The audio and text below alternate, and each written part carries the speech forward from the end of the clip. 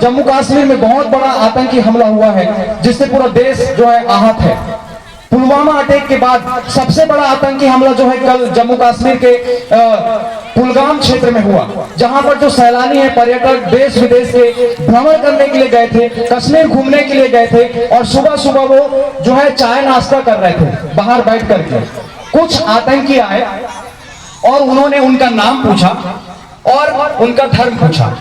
हिंदू नाम बताया उन्होंने, तो उनके ऊपर गोलियां चला दी, उनको मार दिया गया। 27 लोगों की मौत हुई है, आंकड़ा भी और बढ़ सकता है, ये अभी पुष्टि नहीं हुई है पूरी। तो 27 लोगों को आतंकवादियों ने मार दिया और इसकी जिम्मेदारी जो है लश्कर-ए-तैयबा नामक आतंकी संगठन ने लिया है, जिसका संबंध पाकिस्तान से है। यानी कि पाकिस्तान परस्त आतंकवादी संगठन ने भारत में पुलवामा से भी बड़ा हमला कल कर दिया भारत के ऊपर।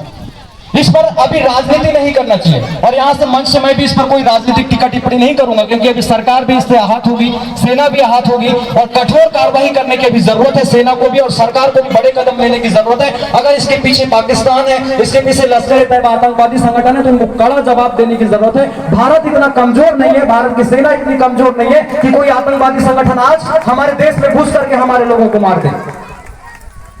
एक जोड़ा गया था वैवाहिक, अभी एक महीना नहीं हुआ उनकी शादी हुई है, वो जाकर के वहां पर भ्रमण कर रहे थे, उनके पति को मार दिया आतंकवादियों ने। उनकी पत्नी ने कहा कि मेरे पति को तो आपने मार दिया, अब मुझे जीने का कोई अधिकार नहीं है, मैं अब नहीं जी सकती अकेली, मुझे भी मार दो यहीं पर गोली। आतंकवादियों ने कहा कि हम तुमको गोली नहीं मारेंगे, तुम अपने प्रधानमंत्री के पास जाओ और बताओ कि हमने तुमको मारा है।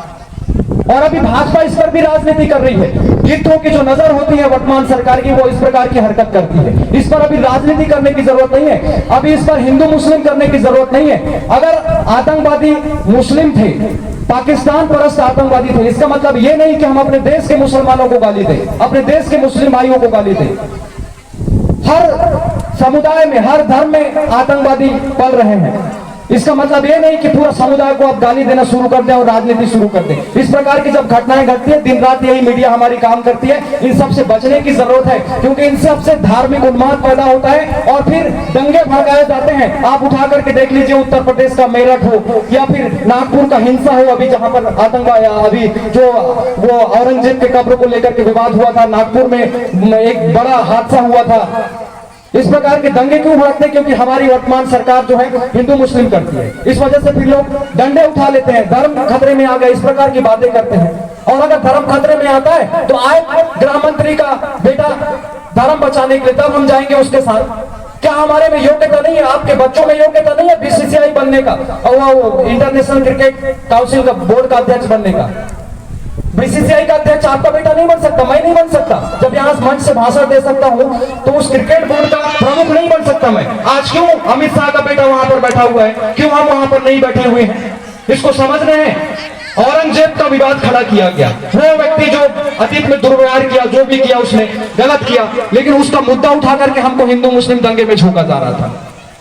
इसको समझने की जरूरत है। और जब भी जब दंगा भड़काया जाता है और झंडा उठाने और लाठी उठाने की बात आती है, तो हम आम आदमियों को जो है सामने किया जाता है और नेताओं के बच्चे विदेश में जाकर के पढ़ रहे होते हैं। अनुराग ठाकुर हो, रवि किशन हो या फिर बड़े बड़े प्रधानमंत्री और जो नेता हैं, उनके बच्चों को देख लीजिए, विदेशों में हार्वर्ड में पढ़ रहे हैं, यहाँ वहां जाकर के पढ़ रहे हैं, बड़े बड़े पदों पर आसीन है। कल वहां से पढ़कर लिख करके आएंगे, भरपूर उनके पैसे उनके पापा के पास है, बाप दादाओं की है, चुनाव लड़ेंगे, चुनाव लड़के फिर नेता बन जाएंगे।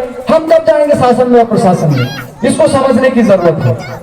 ये स्थिति बनाती गई हमारे अपने देश की। और जब भी कहीं पर हिंदू मुस्लिम दंगे की बात आती है, तो उस पर रोक कर, सोच समझकर, फैक्ट चेक करके जो है विचार करना है। वर्तमान मीडिया और टीवी में जो दिखाया जाता है उस पर पूरी तरीके से भरोसा नहीं कर लेना है, क्योंकि वर्तमान मीडिया और सरकार जो है झूठ फैलाने में माहिर है और मीडिया वही काम कर रही है वर्तमान समय में जो उनको निर्देश मिलता है, क्योंकि उनका एडवर्टाइजमेंट विज्ञापन सब सरकार देती है, उनको पैसा ये चलाना होता है। तो ये हरकतें हो रही है, इन सबको समझने और देखने की जरूरत है।